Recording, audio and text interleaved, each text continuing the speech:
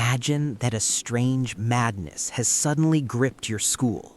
You know those cool sneaker boxes that everyone usually throws away? Well, imagine someone took one of those empty boxes, slapped a shiny label on it that said "The Future," and put it up for sale. Then something unimaginable happens. Instead of laughing, the richest kid in class buys that empty box for $100. The next day, another student buys it from him for $1,000. By the end of the week, teachers, parents, and even the principal are fighting over a piece of empty cardboard, trading their cars and houses for it. Nobody looks inside. Nobody cares that it's empty. All that matters is the label. This is exactly what happened to the world in the late 90s. This period is known as the dot-com era. Back then, the word internet sounded like a magic spell from a movie. People didn't really understand how it worked, but they were sure of one thing: it would turn everything it touched into pure gold. If you owned a regular lemonade stand, you were just a boring vendor. But if you hung a sign over it saying lemonade.com, your business was suddenly worth millions, even if you had no lemons, no sugar, and no actual stand. Investors would come running to you, waving stacks of cash, begging you to take their millions before someone else did. It all started when computers stopped being beige boxes for scientists and began appearing in every home. The first browser arrived, and for the first time, people saw images on the web. It was a shock. The world decided that the old rules of economics no longer applied. Why calculate profits? Why check if a company has an office? That was all old thinking. In the new world, all you needed was an idea and the right name. The craziest part of this celebration was that the professionals, the serious guys in suits from giant banks, knew it was madness. They saw that the boxes were empty, but instead of stopping the crowd, they pushed them from behind. Bankers realized they could make more money from this panic than from any honest work. They helped any company with a .com suffix go public on the stock exchange and sell their empty boxes to regular people, grandmothers, taxi drivers, doctors. The bankers took their commissions and stepped aside, leaving ordinary people with stacks of worthless paper.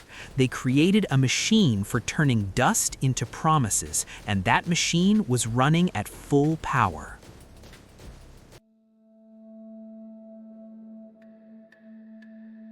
In 1999, the world finally lost its mind.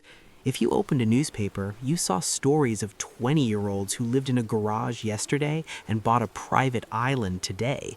Here is how they did it. They created a website. It didn't really matter what kind of website. Take pets.com, for example. Their business plan was brilliantly simple: sell kitty litter over the internet. Sounds convenient, right? But there was one tiny detail. Shipping a heavy bag of litter cost more than the litter itself. Every time a customer bought something, the company lost money. The more they sold, the faster they went bankrupt. But in '99, nobody cared. Pets.com's stock was skyrocketing. They spent millions of dollars on Super Bowl ads, the most expensive ad space in the world. Their mascot was a sock puppet dog that became more popular than the president. They had the puppet, they had the ads, they had millions in the bank. The only thing they didn't have was a way to ever earn a single cent of profit. There were thousands of companies like this.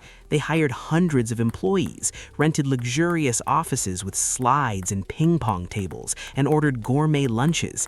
If you asked a CEO, "When will you start making money?" he'd look at you like you were a dinosaur. "Money is boring," he'd reply. Right now, it's all about eyeballs. Yes, that was an official term. Companies competed for how many people simply visited their site. It didn't matter if they bought anything. What mattered was attention. The madness became so contagious that regular people started quitting their jobs to become day traders.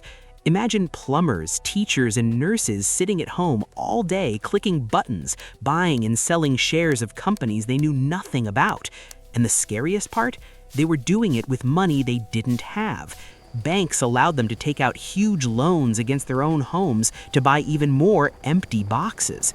People believed they had found an infinite source of wealth. Why work when a stock bought for $10 in the morning was worth $50 by evening? The whole world turned into a giant casino where everyone was winning. But in a casino, there's one secret: the music can't play forever.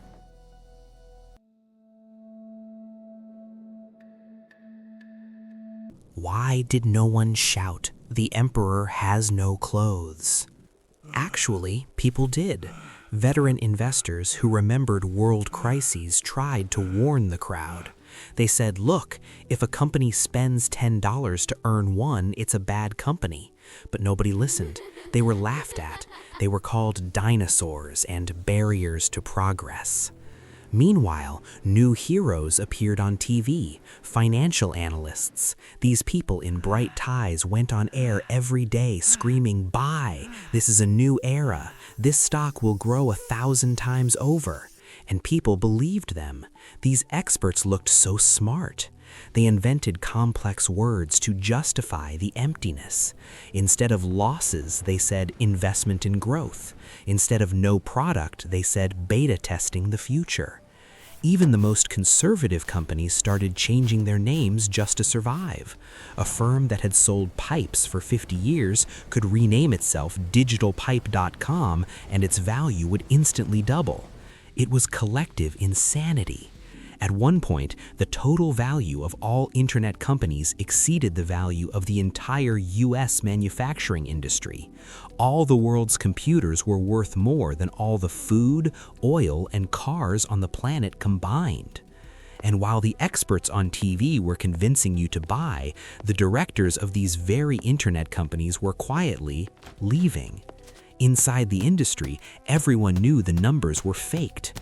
The owners of the empty boxes started secretly selling their shares while prices were at their peak. They bought real castles, real gold bars, and real yachts with the money provided by trusting outsiders. It was the greatest redistribution of wealth in history. Real money flowing from the pockets of hard-working people into the hands of those who could shout the word internet the loudest. But from the outside, it still looked like a never-ending party.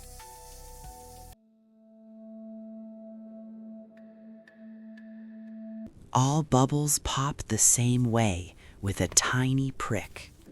In March 2000, people suddenly woke up and asked one simple question: where are these companies going to get the money to pay back their debts? And suddenly, there was no answer. One major company announced it had run out of cash, then a second, then a third. It was like a domino effect. Panic hit instantly. The very people who were fighting in line for stocks yesterday were now desperately trying to sell them, but there were no buyers. Nobody wanted the empty boxes anymore, not even for a penny. Prices began to drop so fast that the exchange's computer systems couldn't keep up. Fortunes worth millions turned to zero in a matter of hours. People who had mortgaged their homes to buy sock puppet stocks found themselves on the street overnight. Investors who thought they were geniuses now stared at their accounts and saw only silence. Companies that were throwing parties with black caviar yesterday were boarding up their office windows today. The irony was that the technologies these companies promised were real. The internet truly did change the world. Video calls, online shopping, social networks, all of it actually happened. The companies were right about what they promised, but they were liars about how they were going to build it. The bubble burst not because the internet was bad, but because greed outpaced technology. In the fires of this crash, even the few companies that made sense almost perished. In 2000, Amazon's stock dropped by 90%. Jeff Bezos almost lost everything, but he survived because inside his box there were actually sneakers. Meanwhile, 99% of the other companies simply evaporated, leaving behind millions of broken lives.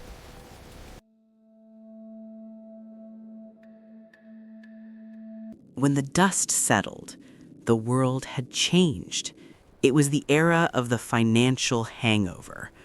For years, people were terrified of the word internet.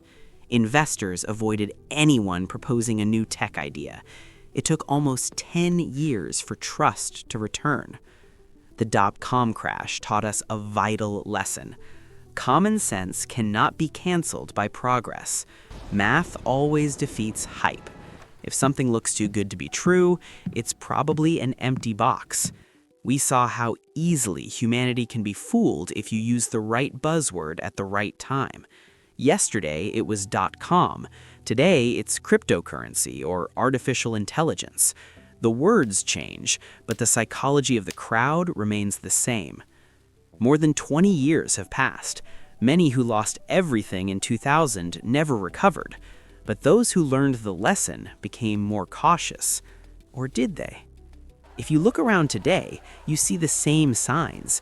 Profitless companies worth billions, and people sinking their last savings into digital images, hoping for a miracle. History doesn't repeat itself, but it often rhymes. The most surprising thing about the dot-com bubble is that we almost miss it. Despite the horror of the crash, it was a time of incredible optimism.